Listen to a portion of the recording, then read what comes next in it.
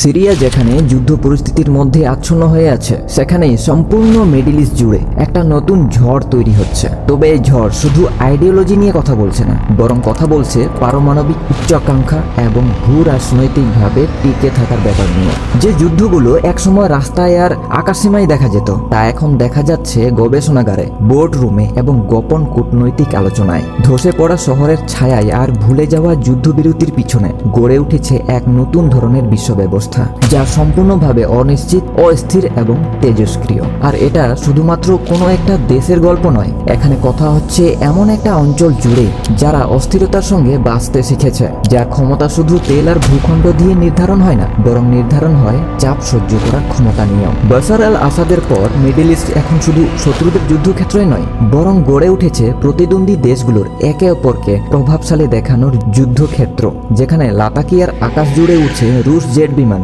তো দের এক জয়ে ঘুরে বেড়াচ্ছে আর্মেনিয়ান মিলিটারি, আর মরুভূমিতে আমেরিকানদের সেনা ঘাঁটি, তো ইদলিবির কাছে চলছে তুর্কি সেনাদের টহলদারি। আর প্রত্যেকটা প্রভাবশালী দেশের একটাই দাবি, তারা লড়াই করছে সন্ত্রাসকে দমন করার জন্য, কিন্তু তারা বাস্তবে রক্ষা করছে এমন এক স্বার্থ যা আইডিওলজির চেয়েও অনেক বেশি গভীর। আর এই সব কিছুর উপরে ভাসছে ইরান।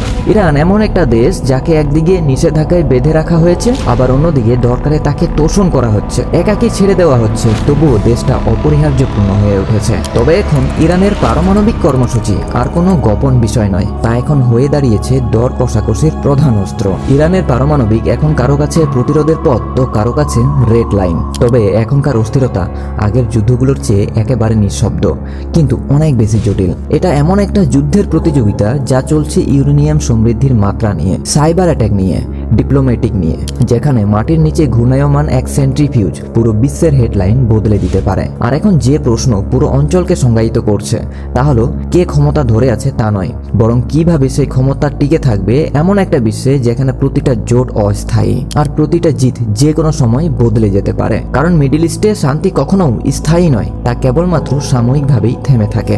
আর আজকের পুরো ভিডিওতে আমরা মিডল ইস্টের ভোলাটিলিটির ব্যাপারেই জানবো। সো নমস্কার, আমি পবিত্র, আপনারা দেখছেন জেনান ভাইব।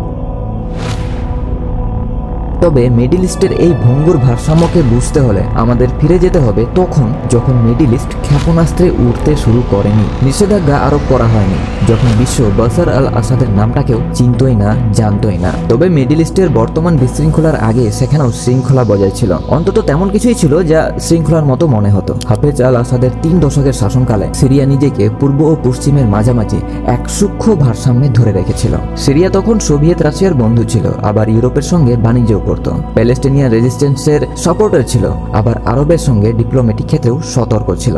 এইভাবে নিয়ন্ত্রণ করেই সিরিয়া তখন তার স্টেবিলিটি ধরে রেখেছিল।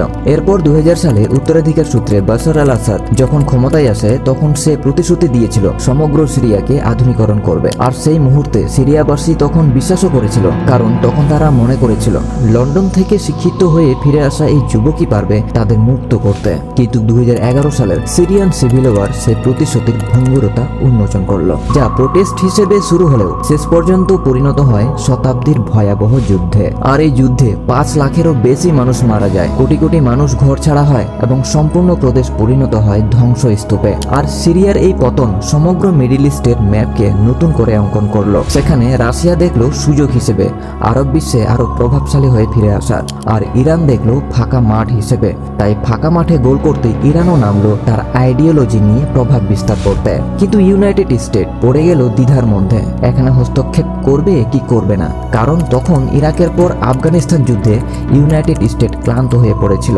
এরপর 2015 সালের মধ্যে রুশ যুদ্ধ বিমানগুলো সিরিয়ার আকাশ দখল করে নেয়, আর সেখানে ইরানিয়ান গ্রাউন্ড ফোর্সেস এবং হিজবুল্লাহ ফাইটার্স ডামাস্কাসে বাশার আল আসাদের সরকার নিয়ন্ত্রণ নিশ্চিত করে, কিন্তু একটাই শর্তে, সার্বভৌমত্ব। আর যে সামান্য অংশ সিরিয়ায় অবশিষ্ট ছিল তা পরিণত হলো অন্যদের দ্বারা নিয়ন্ত্রিত এক দাবার ছকে। আবার এদিকে আলেপ্পোর ধ্বংসস্তূপ থেকে অনেক দূরে ইরানে রূপ নিচ্ছিল আরও একটি সংঘাত। তবে ইরানের পারমাণবিক উচ্চাকাঙ্ক্ষা কোনো নতুন বিষয় নয়, কারণ এর সূচনা হয়েছিল 1970 সালে শাহ আহমদ রেজা পল্লবীর আমলে ইউএস ব্যাক রিয়েক্টর আর ওয়েস্টার্ন টেকনোলজির মাধ্যমে। কিন্তু 1979 সালের রেভলিউশনের পর নিউক্লিয়ার শক্তি পরিণত হয় স্বাধীনতার প্রতীক হিসেবে এবং পরবর্তীতে অবাধ্যের প্রতীকে। তারপর 2000 সালে আবার যখন ইরানের নাতাঞ্জ এবং আরাকে বিপুল পরিমাণ ইউরেনিয়াম সমৃদ্ধির সন্ধান পায়, ইরান তখন পুরো বিশ্বের কাছে সন্দেহের নজরে চলে আসে।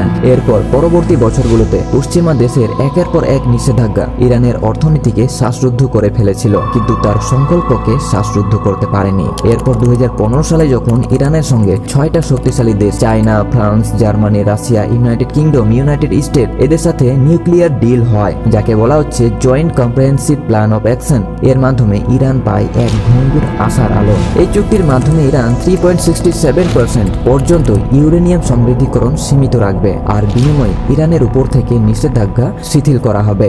এক মুহূর্তে মনে হয়েছিল এই কূটনীতি কাজ করছে, কিন্তু এর 3 বছর পরেই 2018 সালে ইউনাইটেড স্টেট এই চুক্তি থেকে সরে দাঁড়ায়। ফলে কয়েক মাসের মধ্যেই ইরান পুনরায় উন্নত সেন্ট্রিফিউজ চালু করে এবং ধীরে ধীরে চুক্তির সীমা ভঙ্গ করতে থাকে। 2025 সালের আন্তর্জাতিক পরমাণু সংস্থার রিপোর্ট অনুযায়ী ইরানের ইউরেনিয়াম সমৃদ্ধিকরণ 60% পর্যন্ত পৌঁছে গেছে। এখানে এই কথাটা বলার মানে হলো সাধারণত নিউক্লিয়ার ওয়েপেন তৈরি করার জন্য 90% পর্যন্ত ইউরেনিয়াম সমৃদ্ধি করতে হয়, মানে দরকার, যা ওয়েপেন্স গ্রেড নামে পরিচিত। আর যেহেতু এখন পর্যন্ত ইরান 60% ইউরেনিয়াম সমৃদ্ধি করেছে, তাহলে 90%-এ পৌঁছতে খুব একটা সময় লাগবে না, মানে তখন ইরানও তৈরি করতে পারে নিউক্লিয়ার ওয়েপেন। আর এটা মিডল ইস্টের জন্য খুবই আতঙ্কের একটা বিষয়। একদিকে সিরিয়ার পতন আর অন্যদিকে ইরানের নিউক্লিয়ার টেনশন পুরনো ব্যবস্থার অবস্থান ঘটিয়ে নতুন প্রতিরোধমূলক রাজনীতির উত্থান ঘটালো। এখন মিডল ইস্ট আইডিওলজি নিয়ে আর কোনো কথা বলছে না, এখন কথা বলছে ভারসাম্য বজায় রেখে টিকে থাকার ব্যাপার নিয়ে। বাশার আল আসাদ পরবর্তী যুগকে শান্তিপূর্ণ বলে ব্যাখ্যা করেননি, তিনি ব্যাখ্যা করেছেন ম্যানেজমেন্ট নিয়ে, মিলিটারি ম্যানেজমেন্ট, নিষেধাজ্ঞা ম্যানেজমেন্ট, এমনকি ন্যারেটিভ ম্যানেজমেন্ট হিসেবে। কারণ এখন প্রতিটা পক্ষ শিখে নিয়েছে কিভাবে বিশৃঙ্খলাকে নিয়ন্ত্রণ করতে হয়, এমনকি কিভাবে এই বিশৃঙ্খলাকে স্ট্র্যাটেজিক্যালি নিজের সুবিধার জন্য ব্যবহার করা যায়। আর এই নিয়ন্ত্রিত অস্থিরতার মধ্য দিয়ে ইরান নিজেকে শুধু আগ্রাসী হিসেবেই প্রতিষ্ঠিত করেনি, বরং প্রতিষ্ঠিত করেছে অপরিহার্য খেলোয়াড় হিসেবে। সিরিয়া, ইরাক, লেবানন ও ইয়েমেনে ইরানের উপস্থিতি তাকে একঘরে রাষ্ট্র থেকে পরিণত করেছে আঞ্চলিক স্থিতিশীলতা হিসেবে। বর্তমানে ইরানকে যে কোনো সমীকরণ থেকে বাদ দেওয়া একেবারে অসম্ভব হয়ে গেছে, আর এটাই ইরানের কাছে এক ধরনের ক্ষমতা। সর্বব্যাপী বলা যেতে পারে মিডল ইস্ট এখন এক ধরনের ঠান্ডা যুদ্ধে প্রবেশ করেছে, যেখানে আগ্রাসনের জায়গা নিয়েছে প্রভাব আর কূটনীতি পরিণত হয়েছে নতুন যুদ্ধক্ষেত্রে। এই যুদ্ধ কিভাবে লড়াই করা হচ্ছে তা বুঝতে হলে আমাদের পরবর্তী পয়েন্টটাকে ভালো করে বুঝতে হবে। দশকের পর দশক ধরে মিডল ইস্ট এমন একটা জায়গা ছিল যেখানে সুপার পাওয়ার দেশগুলো নিজের প্রভাব বিস্তার করার জন্য প্রতিদ্বন্দ্বিতা করত। মানে এই সুপার পাওয়ার দেশগুলো United states, Russia, China, Israel, Iran এবং উপসাগরীয় দেশ, এরা একে অপরের সাথে সরাসরি লড়াই না করে সেখানকার বিভিন্ন এলাকা বা গোষ্ঠীকে সমর্থন দিয়ে নিজেদের প্রভাব বিস্তার করত। কারণ মিডল ইস্টের এত গুরুত্বর আসল বড় কারণ হলো সেখানকার বিশাল তেল সম্পদ। আর ঠান্ডা যুদ্ধের সময় যুক্তরাষ্ট্র আর সোভিয়েত ইউনিয়ন এখানে নিজেদের প্রাধান্য বাড়ানোর জন্য বিভিন্ন দেশের সরকার এবং গোষ্ঠীকে সমর্থন করত। এইভাবে 1948-এর ইসরায়েল আরব প্রক্সি যুদ্ধ, তারপর 1970-এর পর থেকে ইরান সৌদি আরবের প্রক্সি যুদ্ধ, এরপর মধ্যস্থতাকারী সুপার পাওয়ার হিসেবে থাকা ইউনাইটেড স্টেটস 2010-এর পর থেকে নিজেকে সরিয়ে নিতে শুরু করে। কিন্তু 2018 সালে ইউনাইটেড স্টেটস ইরানের ওপর ম্যাক্সিমাম প্রেসার ক্রিয়েট করে তার অর্থনৈতিক দুর্বলতাকে কাজে লাগায়। ইউনাইটেড স্টেটস সবসময় ইরানকে নানাভাবে দাবিয়ে রাখার চেষ্টা করতে থাকে, তার কারণ ইরানের পারমাণবিক কর্মকাণ্ড, যা আগেই আলোচনা করেছে, এবং তার প্রভাবশালী অবস্থান, যা আমেরিকার এবং সংযুক্ত দেশগুলোর কাছে অনেক টেনশনের কারণ। আবার এদিকে ইউনাইটেড স্টেটস নিজেকে সামরিক দিক থেকে কিছুটা পিছিয়ে নিলে সেখানে তখন জায়গা করে নেয় রাশিয়া। 2015 সালে সিরিয়াতে রাশিয়ার হস্তক্ষেপকে দেখা হলো মিত্রতা স্থাপন হিসেবে, কিন্তু বাস্তবে এটা ছিল নিজের প্রভাবকে পুনরুদ্ধার করার অভিযান, যার ফলে 2025 সালের মধ্যে রাশিয়া লাতাকিয়া এবং তারতুসে নিজের দীর্ঘমেয়াদী সামরিক ঘাঁটি তৈরি করে ফেলে এবং তেল উত্তোলনেও তার বিনিয়োগ সম্প্রসারণ করে, আর নিজেকে ইরান, ইসরায়েল এবং তুরস্কের চূড়ান্ত মধ্যস্থতাকারী হিসেবে প্রতিষ্ঠিত করে। তবে যুক্তরাষ্ট্রের মতো রাশিয়া ডেমোক্রেসি বা শান্তি নিয়ে আসার জন্য প্রমিস করেনি, রাশিয়া প্রমিস করেছিল ফলাফল নিয়ে। আর একটা যুদ্ধক্লান্ত দেশের কাছে এটাও যথেষ্ট। মানে যুক্তরাষ্ট্র শান্তি প্রতিষ্ঠার কথা দিয়েও ব্যর্থ হওয়ার পর মিডল ইস্ট অনেক হতাশায় ভুগছিল, আর সেখানেই রাশিয়া এসে কথা দিল সরাসরি কাজ করে দেখাবে। আবার এদিকে মিডল ইস্টকে নিয়ে চীনের পরিকল্পনা অন্যরকম। চীন পরিকল্পনা নিল পাইপলাইন আর বন্দর নির্মাণ করে প্রভাব বিস্তার করবে। চীন তার বেল্ট অ্যান্ড রোড প্রকল্পের মাধ্যমে ইরান, ইরাক এবং সিরিয়া জুড়ে নিজের প্রভাব বিস্তার করেছে।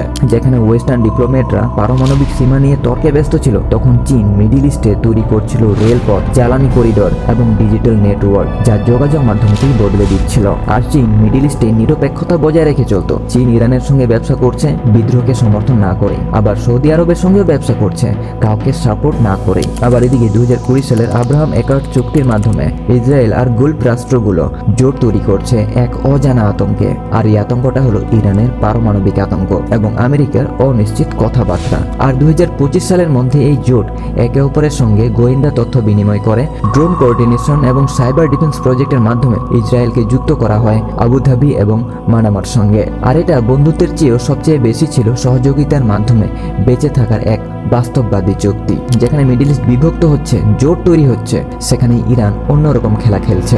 ইরান নিষেধাজ্ঞায় জর্জরিত হওয়ার পরেও সে তার প্রভাব বিস্তার করলো সেই সব জায়গায় যেখানে শাসন ব্যবস্থা সম্পূর্ণভাবে ভেঙে পড়েছিল। সিরিয়া, ইরাক, লেবানন এবং ইয়েমেনে ইরানের উপস্থিতি একদমই কোনো কাকতালীয় ছিল না, বরং তা ছিল সুপরিকল্পিত পরিকল্পনা, যা ইরানের ভিতকে আরও শক্তিশালী করে তোলে। বর্তমান মিডল ইস্ট এখন আর কোনো চুক্তি দিয়ে নয়, বরং নিয়ন্ত্রিত হচ্ছে এক অদৃশ্য সীমারেখা দিয়ে, যা সবাই জানে কিন্তু কেউ স্বীকার করতে চায় না। তবে এখন প্রশ্ন, ইরান কতটা ইউরেনিয়াম সমৃদ্ধ করতে পারবে যুদ্ধ শুরুর আগেই? ইসরায়েলি বা কতগুলো আক্রমণ চালাতে পারবে পূর্ণাঙ্গ যুদ্ধে পরিণত হওয়ার আগে? আর যুক্তরাষ্ট্রই বা আর কতদিন এই অস্থিরতা সহ্য করতে পারবে সরাসরি ময়দানে নামার আগে? এখানে প্রত্যেকটা খেলোয়াড় বিপদের এতটাই কাছে আছে যে তারা নিজেকে শক্তিশালী মনে করলেও পতন এড়ানোর মতো দূরত্ব বজায় রেখে চলছে। মানে আজকের ক্ষমতা টিকে আছে এক অস্পষ্টতার উপর, একটা ড্রোন হামলা যার দায় কেউ নেয় না, একটা বৈঠক যার খবর প্রকাশিত হয় না, একটা নিষেধাজ্ঞা যা নীরবে উপেক্ষিত থাকে। আর এইভাবেই গড়ে উঠছে আধুনিক আঞ্চলিক রাজনীতির অস্ত্র ভান্ডার। তবে এর পাশাপাশি চলছে আরো একটা ট্রান্সফরমেশন, আইডিওলজি থেকে বাস্তববাদী হওয়া। যেখানে একসময় ছিল পশ্চিম বনাম পূর্ব, এখন তা হয়ে গেছে সবার সঙ্গে সবাই, যতদিন পরিস্থিতির সাথে থাকে। আর এটাই হলো কূটনীতির ছদ্মবেশে প্রতিরোধ নীতি, এক সতর্ক ভারসাম্য যা নিয়ন্ত্রণের ভান করে আছে। কিন্তু এই রাজনৈতিক কৌশলের আড়ালে লুকিয়ে আছে টিকে থাকার অর্থনীতি, তেল, অর্থ এবং টেকনোলজির সেই প্রবাহ যা এই ভঙ্গুর ভারসাম্যকে টিকিয়ে রাখে। তবে প্রতিটা সংঘাতের পিছনেই থাকে তার নিজস্ব একটা অর্থনীতি। মিডল ইস্ট মানে যুদ্ধ আর কেবল নিষেধাজ্ঞা নয়, তারা নিজেরাই এক একটা বাজার। যুক্তরাষ্ট্র ও ইউরোপীয় ইউনিয়নের দ্বারা বছরের পর বছর ধরে নিষেধাজ্ঞার মধ্যেও ইরান শিখে নিয়েছে কিভাবে বিশ্ব ব্যবস্থার বাইরেও বেঁচে থাকতে হয়। ইরানের তেল এখন চলাচল করে শ্যাডো ফ্লিটের মাধ্যমে। এখানে শ্যাডো ফ্লিট বলতে বোঝায় এমন এক নৌবহর বা জাহাজ যা সচরাচর গোপন কাজকর্মগুলো করে, যা পুরোপুরি সরকারি নিয়ন্ত্রণের বাইরে থাকে। সো শ্যাডো ফ্লিটের মাধ্যমে মাঝ সমুদ্রেই বড় বড় কার্গো শিপে তেলের কারবার হয়ে যায়, আর সেগুলোই এশিয়ার বন্দরগুলোতে অজানা উৎসের অপরিশোধিত তেল হিসেবে হাজির হয়। ওমান, ভেনেজুয়েলা এমনকি আফ্রিকার বিভিন্ন অঞ্চলের মাধ্যমেও এই কারবার চলছে। ব্লুমবার্গের একটা রিপোর্ট অনুযায়ী নিষেধাজ্ঞা সত্ত্বেও প্রতিদিন 10 লাখ লিটার তেল ক্রেতাদের হাতে পৌঁছাচ্ছে। এই ক্ষেত্রে ভারত খুব অল্প স্বল্প হলেও চীন কিন্তু ইরানের প্রধান কমার্শিয়াল লাইফ লাইন হয়ে দাঁড়িয়েছে। যেখানে ভারত 8 থেকে 9% ইরানের সঙ্গে বাণিজ্য করছে, তো সেখানেই চীনের সঙ্গে বাণিজ্য করছে 70%। আর এই লেনদেনগুলো প্রায় ডলারকে এড়িয়ে চলা হয়, পরিবর্তে ব্যবহার করা হয় ইউহান এবং রুপিস। এই বিকল্প পদগুলো শুধু ইরানের বাণিজ্য ব্যবস্থাকেই পরিবর্তন করেনি, বরং পরিবর্তন করেছে নিষেধাজ্ঞার ভবিষ্যৎকেও। When punishment becomes predictable, adoption becomes policy.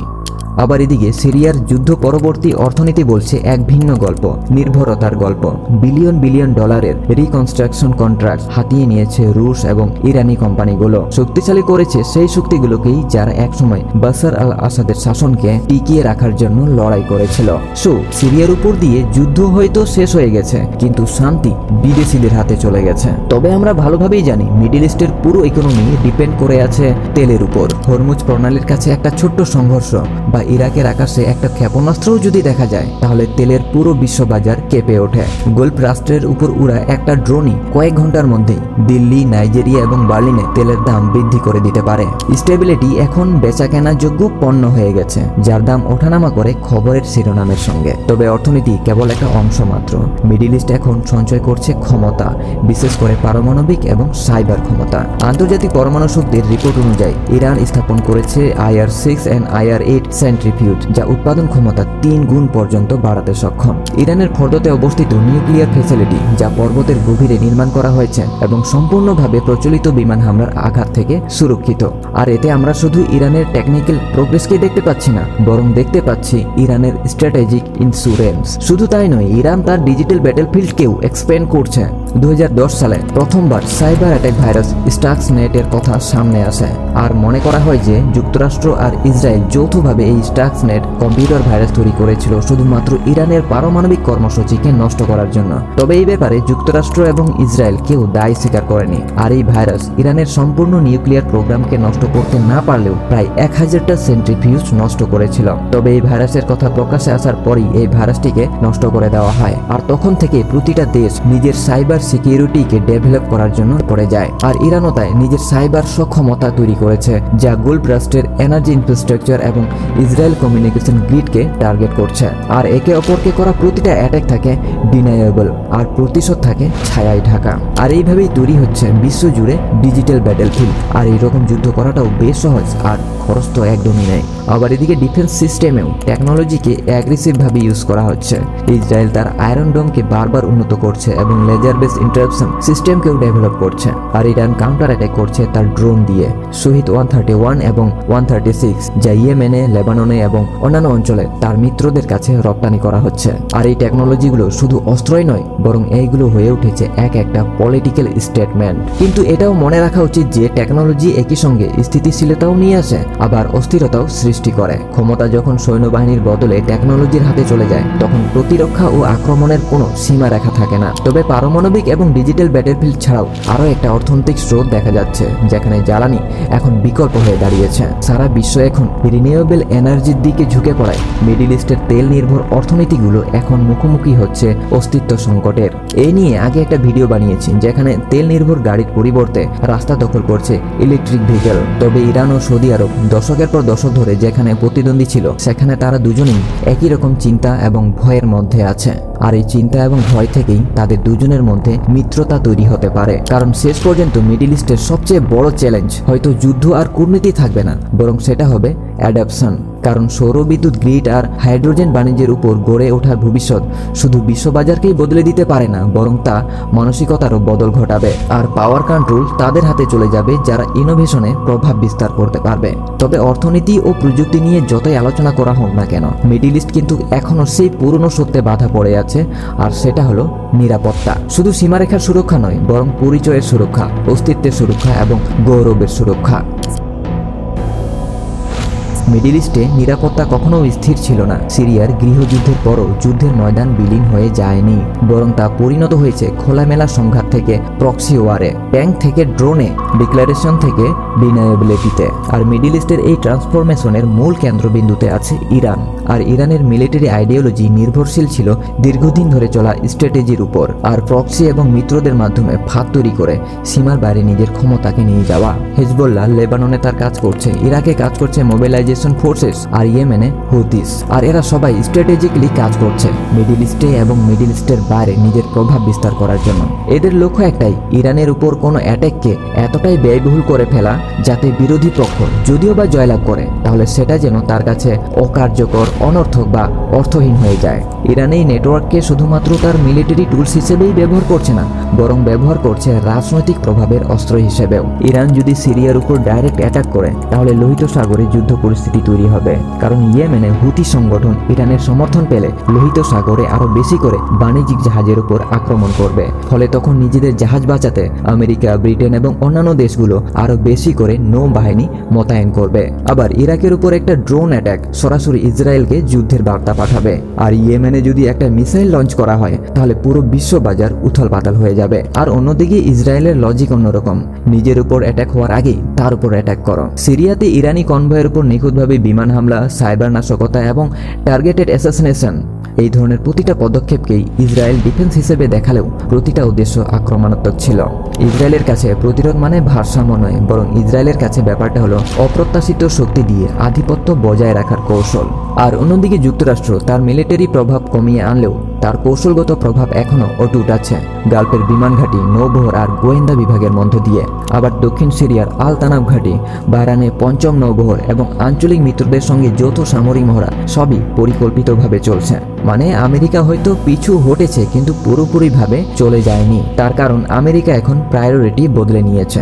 উদ্দেশ্য এখন আর মিডল ইস্টের ভবিষ্যৎ গঠন করা নয়, বরং তার ভিতরের কনফ্লিক্ট যেন বাইরের বিশ্বে ছড়িয়ে না পড়ে তা নিশ্চিত করা। অর্থাৎ আমেরিকা এখন প্রয়োজন অনুযায়ী তা পদক্ষেপ নেবে। আবার এদিকে রাশিয়া খেলছে দীর্ঘমেয়াদী খেলা। রাশিয়া সিরিয়ার কিছু অংশকে প্রায় নিজের স্থায়ী ঘাঁটিতে পরিণত করেছে আর নিজের মিলিটারি গ্রোথ করে এমনই এক কূটনৈতিক স্থান দখল করেছে যাকে হারানোর সামর্থ্য আর কারো নেই। এখন প্রতিটা হামলা, প্রতিটা যুদ্ধবিরতি এবং প্রতিটা আলোচনায় রাশিয়ার অ্যাপ্রুভালের দরকার হয়ে পড়েছে। মানে মিডল ইস্টে এমনই এক নিয়ন্ত্রিত বিশৃঙ্খলা তৈরি হয়েছে যেখানে কোনো পক্ষই এতটাও শক্তিশালী নয় যে পুরোপুরি আধিপত্য বিস্তার করতে পারবে, আবার এতটাও দুর্বল নয় যে আত্মসমর্পণ করতে বাধ্য হবে। যার ফলে মিডল ইস্টে অবিরাম কনফ্লিক্ট টেনশনই হয়ে উঠেছে ভারসাম্যের আরেক নাম। আর এই ভিতরেই তৈরি হয়েছে নিউক্লিয়ার শ্যাডো। ইরানের ইউরেনিয়াম সমৃদ্ধিকরণ অস্ত্র নির্মাণের কাছাকাছি চলে গেছে। ফলে প্রতিবেশী দেশগুলোকে প্রতিরোধ ক্ষমতা নিয়ে নতুন করে ভাবতে হচ্ছে।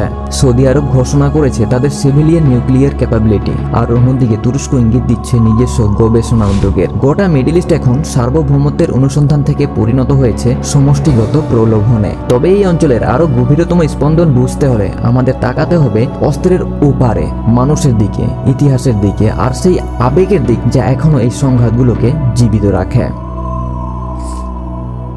কূটনীতি ও যুদ্ধের শিরোনামের আড়ালে লুকিয়ে আছে আরো একটা গল্প।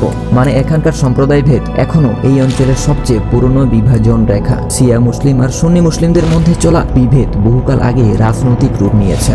ইরাক এখনো গৃহযুদ্ধের মধ্যে আছে। লেবাননে হিজবুল্লাহর প্রভাবই জাতীয় আলোচনার বিষয়বস্তু নির্ধারণ করে। আর সিরিয়া বাশার আল আসাদের আলাওয়াবি ঘাঁটি এখনো আনুগত্য আর ভয়ের মানচিত্র তৈরি করে চলেছে। আর দশকের পর দশক ধরে এই বিভেদকে প্রতিটা রাষ্ট্র ব্যবহার করছে নিজেদের প্রভাব বিস্তারের অস্ত্র হিসেবে। আর এদিকে ইরান নিজেকে প্রতিষ্ঠা করেছে শিয়া মুসলিমদের রক্ষাকর্তা হিসেবে, আর অন্যদিকে সৌদি আরব নিজেকে দাঁড় করিয়েছে সুন্নি ধর্মানুশাসনের অভিভাবক হিসেবে। আর এই দুই পক্ষই দাবি করছে ধর্মীয় বৈধতা এবং কৌশলগত গভীরতা। But in the ground level middle ইস্টের সমস্ত মানুষ তেহরান থেকে ত্রিপলি পর্যন্ত যা প্রতিটা প্রতিনিধিত্বমূলক যুদ্ধ তাদের নাম করেই লড়াই হচ্ছে। তারা আসলে গৌরবের বদলে চায় শাসন আর জিহাদের বদলে চায় কর্মসংস্থান। 2025 সালের আরব ব্যারোমিটারের একটা সার্ভে অনুযায়ী সাধারণ মানুষের মধ্যে একটা আমূল পরিবর্তন দেখা যাচ্ছে। তারা এখন আইডিওলজির পরিবর্তে স্টেবিলিটিকে বেশি গুরুত্ব দিচ্ছে।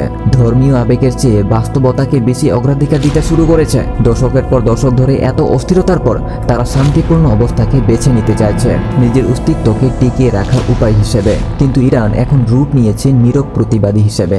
ইরানের যুব প্রজন্ম যারা বড় হয়েছে নিষেধাজ্ঞা ও স্লোগানের যুগে, তারা এখন দুটোকেই প্রশ্ন করছে। 2022 সালে মাহসা আমিনের মৃত্যুর পর যে আন্দোলন শুরু হয়েছিল তা শুধু ইরানের নৈতিকতা আইনের বিরুদ্ধে ছিল না, বরং তা ছিল মর্যাদার দাবিতে। প্রসঙ্গত বলে রাখি, মাহসা আমিনি ছিলেন ইরানের 22 বছর বয়সী একজন কুর্দিশ মহিলা যার মৃত্যু ইরানের পুলিশের হেফাজতে হয়েছিল 2022 সালের সেপ্টেম্বর মাসে। আসলে মাহসা আমিনি তেহরানে ভ্রমণের সময় হিজাব ঠিকমতো পরেননি বলে ইরান পুলিশ তাকে গ্রেপ্তার করে। গ্রেপ্তারের পর তাকে মারধর করা হয় এবং পরে তাকে হাসপাতালে নিয়ে গেলে 3 দিনের মধ্যে তার মৃত্যু হয়। আর তার মৃত্যুর পর থেকেই ইরানে ব্যাপক প্রতিবাদ শুরু হয়। মহিলারা নিজেদের মাথার চুল কেটে হিজাব পরিয়ে ইরান সরকারের বিরুদ্ধে প্রতিবাদ করে। আর এই প্রতিবাদ শুধু হিজাব নিয়েই ছিল না, বরং ছিল মহিলাদের অধিকার এবং স্বাধীনতা নিয়ে। আর এই যুব সমাজরাই এখন প্রশ্ন করছে তখন কি হবে যদি এই রেভলিউশনই তাদের জীবনের খাঁচা হয়ে দাঁড়ায়। সো এখন সমগ্র মিডল ইস্টে জাতীয়তাবাদ ফিরে আসছে, তবে আগের মতো উগ্র অগ্নিময় রূপে নয়, বরং তা ক্লান্তির পর পুনর্গঠনের পরিচয় হিসেবে। ইরাকের স্থানীয় আন্দোলনগুলো এখন দাবি করছে ইরান এবং যুক্তরাষ্ট্র দুই দিকের প্রভাব থেকেই চিরকালের মুক্তি। আর লেবাননে নাগরিক জোটগুলো লড়াই করছে সম্প্রদায় ভিত্তিক পৃষ্ঠপোষকতার রাজনীতির বিরুদ্ধে। এমনকি যুদ্ধবিধ্বস্ত সিরিয়াতেও পুনর্গঠনের ফিসফিসানি শোনা যাচ্ছে, তবে কোনো পুরনো শাসনকে পুনরুজ্জীবিত করা নয়। তবে এছাড়াও মিডল ইস্টের এই পরিবর্তনে কালচারও বিশেষভাবে ভূমিকা রেখেছে। সঙ্গীত, চলচ্চিত্র, সাহিত্য হয়ে উঠেছে এমনই এক প্রতিবাদের ক্ষেত্র যেখানে রাজনীতি পৌঁছতে পারে না। আরব সিনেমা এখন তুলে ধরছে বিচ্ছিন্ন হয়ে যাওয়ার গল্প, যেখানে কোনো রোমান্টিক সিন নেই। আর ইরানি শিল্পীরা যারা প্রায়ই নিজের দেশেই সেন্সরের শিকার হতো তারা এখন বিশ্ব মঞ্চে পৌঁছে দিচ্ছে এমন সব চলচ্চিত্র যেখানে প্রতিদিনের জীবনে সূক্ষ্ম বিদ্রোহগুলো নিঃশব্দে প্রকাশ পাচ্ছে।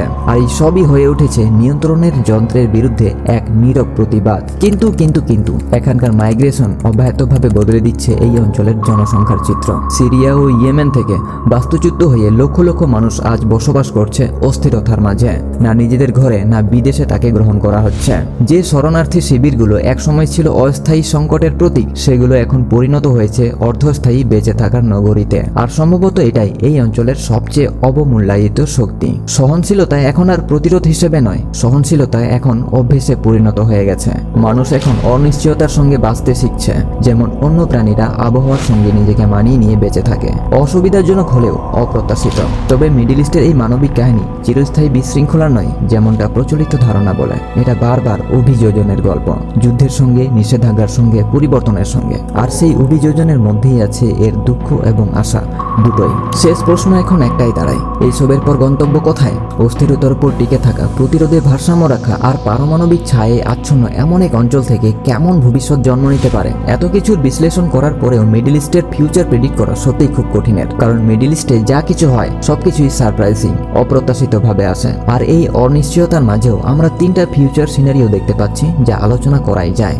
ফার্স্ট সিনারিও, হয়তো এখানে ইরান ইউরেনিয়াম সমৃদ্ধকরণ সীমিত করতে রাজি হবে, তবে আত্মসমর্পণের জন্য নয়, বরং বেঁচে থাকার প্রয়োজনে। ফলে ইরানের উপর থেকে নিষেধাজ্ঞা একটু হালকা হবে আর ইউরোপ হয়ে উঠবে একটা নতুন সেতু, যুক্তরাষ্ট্রের সতর্কতা এবং ইরানের প্রতিরোধের মাঝে মধ্যস্থতাকারী হিসেবে, যার ফলাফল একটা অস্থায়ী সাময়িক শান্তি। তেলের বাজার স্থিতিশীল হয়, বিনিয়োগ ধীরে ধীরে বাড়তে থাকে আর আঞ্চলিক অর্থনীতি ধীরে ধীরে শ্বাস নেওয়ার মতো পরিস্থিতিতে ফিরে আসে। তার মানে এই নয় যে এখানে অশান্তি শেষ হয়ে গেছে, বরং অশান্তিকে নিয়ন্ত্রণ করার চেষ্টা হচ্ছে। এখানে কূটনীতি ঠিক আগের মতোই আছে, শুধু পরবর্তী সংকটকে বিলম্বিত করার চেষ্টা করা হচ্ছে। আর সেকেন্ড সিনারিও যেটা হতে পারে, এই সিনারিওতে আমরা দেখতে পাচ্ছি ভবিষ্যতে প্রতিরোধের ক্ষমতা একেবারে ব্যর্থ। ইরান তার সীমারেখা অতিক্রম করে এমন এক ক্ষমতা অর্জন করেছে যা অস্বীকার করা একদমই অসম্ভব। বোমা তৈরি করার ক্ষমতা, আর ইসরায়েলও জবাবি হামলা দেয় নির্ভুলভাবে। আর এদিকে তেলের দাম আকাশ ছোঁয়া হয়ে গেছে, সীমান্তগুলো আরো কঠোর হয় আর ফিরে আসে সেই পুরনো আতঙ্ক, একটা নিয়ন্ত্রণহীন আঞ্চলিক অস্ত্র প্রতিযোগিতা। আর সৌদি আরব পারমাণবিক পরিকল্পনাকে আরো দ্রুত করে, তুরস্ক সেই একই পথে। আর এদিকে যুক্তরাষ্ট্র আবার দ্বিধার ফাঁদে পড়ে গেছে, পুনরায় মিলিটারি নিযুক্ত করবে নাকি সীমান্ত বিস্তারের এই ঘূর্ণিঝড় চুপচাপ দেখবে। এখানে প্রতিটা পরিস্থিতি শব্দময়, দ্রুত আর অস্থির, এমন একটা পরিস্থিতি যা শুধু মহাপ্রলয়ে গিয়েই শেষ হয় না, বরং শেষ হয় ক্লান্তিতে। এমনই এক প্রতিশোধের চক্র যা সেই অনিরাপত্তাকেই আরো জোরদার করে তোলে, যাকে প্রতিরোধ করার দাবি সবাই করছে। আর থার্ড সিনারিও যেটা হতে পারে, এই ভবিষ্যৎটি যদিও অসম্ভাব্য, তবুও সবচেয়ে নিঃশব্দ আশার ইঙ্গিত বহন করে। বহু বছর ধরে প্রতিনিধিত্বমূলক যুদ্ধের পর আঞ্চলিক শক্তিগুলো স্থায়ী সংঘাতের খরচগুলো গুনতে শুরু করে। 2023 সালের কনফ্লিক্টের পর সৌদি ইরান সম্পর্ক স্বাভাবিক হতে শুরু করে আর ধীরে ধীরে বিস্তৃত হয় বৃহত্তর অর্থনৈতিক সহযোগিতায়। আর এদিকে চীন, রাশিয়া যা বিনিয়োগ করেছেন তার স্থিতিশীলতার জন্য মধ্যস্থতাকারীর ভূমিকায় অবতীর্ণ হয়। এমনকি ইসরায়েলও পায় পরোক্ষভাবে সুফল, আরো শান্ত পরিবেশ যেখানে তার প্রযুক্তি রপ্তানি ও নিরাপত্তা অংশীদারিত্ব আরো বিকশিত হতে পারে। তবে এখানে বলা ভালো, এই ভবিষ্যৎগুলোর কোনোটাই আলাদা নয়, এগুলো একে অপরের সাথে মিশে যেতে পারে, বদলে যেতে পারে, আবার একটা মাত্র ঘটনার ভারেই ভেঙে যেতে পারে। এখন এই অঞ্চলের অস্থিরতা আর বিশৃঙ্খলা নয়, বরং পরিমিত রাজনীতি। তেহরান থেকে তেল আবিব, ওয়াশিংটন থেকে রিয়াদ, সবাই শিখছে এক বিপজ্জনক ভারসাম্যের খেলা, কিভাবে নিজেকে শক্তিশালী দেখাতে হয় কিন্তু যুদ্ধ না ছড়িয়ে। আর হয়তো এটাই আসল চ্যালেঞ্জ, সংঘাত কিভাবে শেষ করা যায় তা নয়, বরং বিষয়টা হলো এই সংঘাতের ছায়ার মধ্যে কিভাবে বাঁচা যায়। কারণ মিডল ইস্ট ব্যাপারটা ভালো করেই জানে, শান্তি আর বিবাদ হলো যমজ ভাই, একই ইতিহাসের সন্তান, একই হাতে বড় হয়ে ওঠা। সো আজকের ভিডিও এখানেই শেষ হচ্ছে। মিডল ইস্ট নিয়ে আপনার মতামত কি অবশ্যই কমেন্ট করে জানাবেন। আর এরকম আরো ভিডিও পেতে অবশ্যই চ্যানেলে সাবস্ক্রাইব করে যাবেন। দেখা হবে আবারও পরের ভিডিওতে।